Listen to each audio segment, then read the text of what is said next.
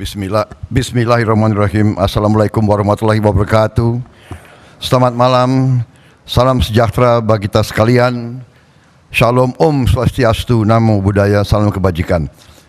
Yang saya hormati, yang saya banggakan, Ketua KPK Bapak Nawawi Pamolanggo beserta seluruh Dewan Pengawas dan pimpinan KPK, Ketua KPU Bapak Hashim Asyari atau yang mewakilinya, Ketua Bawaslu Bapak Rahmat Bagja, Ketua DKPP Bapak Hedi Lugito, Bapak Febri Adriansyah, Jampitsus mewakili Jaksa Agung, Komjen Polisi Wahyu Widada, Kabar Reskrim mewakili Kapolri, pasangan calon Presiden Wakil Presiden 01 Bapak Anies Baswedan dan Bapak Muhaimin Iskandar yang saya hormati, pasangan calon Presiden dan Wakil Presiden 03 Bapak Ganjar Pranowo dan Profesor Mahfud MD yang saya hormati. Kita telah kumpul di tempat yang baik ini untuk membahas masalah korupsi. Dan saya kira kita semua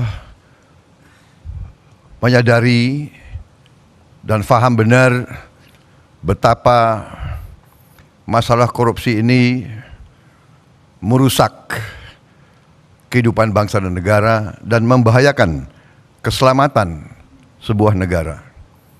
Negara-negara yang dikatakan gagal sebagian besar adalah karena tidak mampu mengendalikan, mitigasi ataupun menghilangkan korupsi.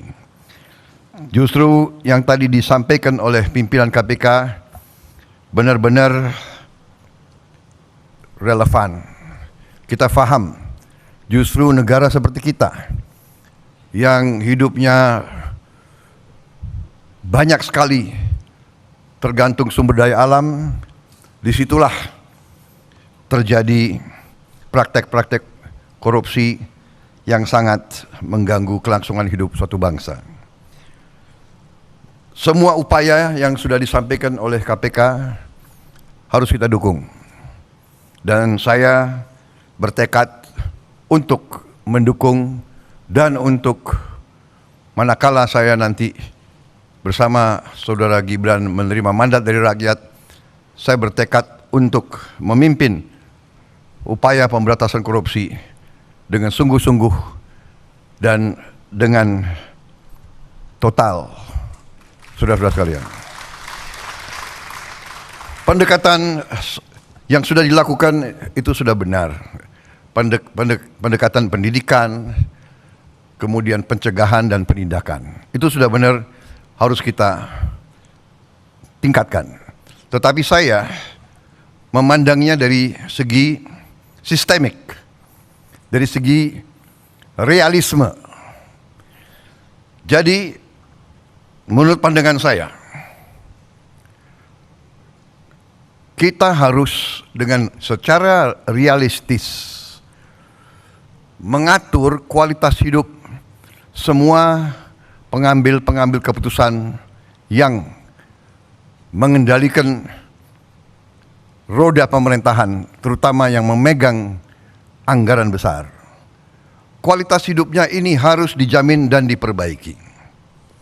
Contoh, hakim di negara-negara yang maju yang harus kita pelajari, hakim-hakim, apalagi hakim tertinggi, hakim agung, itu dijamin jabatannya seumur hidup.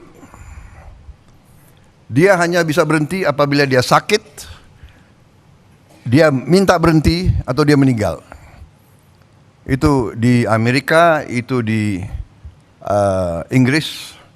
Kemudian Ketua Mahkamah Agung adalah pejabat negara yang gajinya tertinggi.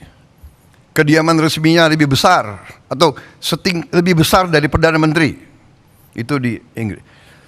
hakim-hakim itu dijamin penghasilannya begitu besar sehingga bisa dikatakan dia tidak ada insentif untuk korupsi sama sekali. Ini yang saya anggap pendekatan sistemik dan pendekatan realistis. Pejabat-pejabat yang memegang anggaran besar, kualitas hidupnya dan penghasilannya harus sesuai. Sekarang direksi perusahaan swasta, bahkan perusahaan BUMN, gajinya jauh lebih besar dari Panglima TNI, dari dirjen-dirjen, dari menteri-menteri yang memegang anggaran negara yang triliunan. Ini saya kira harus kita mendekatinya secara realistis. Ini keyakinan saya. Jadi kita perbaiki kualitas hidup, kita tingkatkan gaji-gaji semua pejabat, semua penyelenggara negara. Kita mampu, saya sudah hitung dengan tim pakar saya, Indonesia negara kaya bukan negara miskin. Kita mampu, kita tingkatkan kualitas hidupnya, kita jamin kualitas hidupnya dengan berbagai sistem. Dengan demikian kita tegakkan semua undang-undang yang perlu ditegakkan. Bila perlu pembuktian terbalik, tidak perlu kita tunggu delik pengaduan, tetapi seorang pejabat yang mau menjabat jabatan penting harus transparan, harus bisa dilihat. Karena itu saya sangat dukung LHKPN untuk ditegakkan dan diberi sanksi manakala LHKPN itu tidak jujur. Semua kekayaan harus dilaporkan. Jadi intinya demikian, pendekatan secara realistis, sistemik. Kita perbaiki kualitas hidup, kita jamin kualitas hidup sehingga tidak terjadi suatu hal yang tidak masuk akal. Sebagai contoh, pejabat yang mengendalikan anggaran kontrak-kontrak besar itu diperlakukan sama dengan pejabat yang tidak punya tanggung jawab sebesar itu. Ini saya melihat sehari-hari di lingkungan tanggung jawab saya.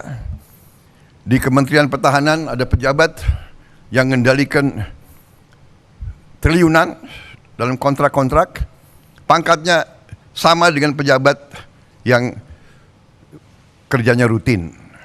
Ini saya ajukan sudah 2-3 tahun untuk jabatannya dinaikkan, mungkin tidak dari segi gaji, tapi dari segi penghormatan.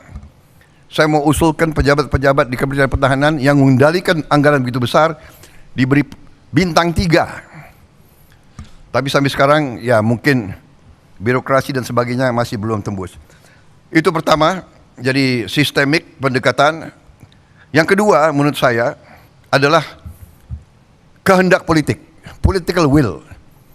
Tadi saya sependapat dengan Pak Anies tadi, harus dari atas. Political will, kehendak politik.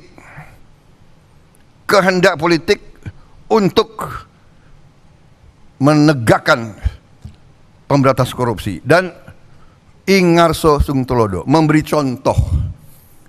Pengalaman saya di tentara, kalau pemimpin memberi contoh yang jelek, anak buahnya lebih jelek lagi. Jadi kita selalu harus memimpin dengan contoh, memimpin dari depan, transparan, dan kita harus selalu menegakkan walaupun mungkin berat. Saya kira intinya itu, saya dukung semua upaya yang tadi disampaikan oleh KPK, semua upaya mitigasi, pencegahan, dan penindakan. Tetapi yang paling inti adalah pendekatan sistemik. Kita perbaiki sistemnya.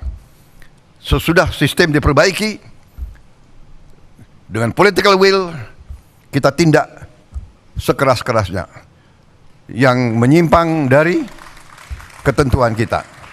Korupsi adalah yang bisa merusak Indonesia, bisa gagalkan Indonesia untuk dengan cepat meningkat menjadi negara maju, dan itu yang kita inginkan dan itu yang bisa kita capai.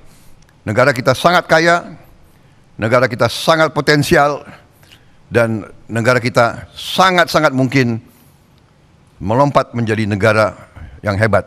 Terima kasih. Wassalamualaikum warahmatullahi wabarakatuh. Terima kasih Bapak Prabowo Subianto dan Bapak Gibran Raka Buming Raka yang telah menyampaikan respon dan komitmen anti korupsi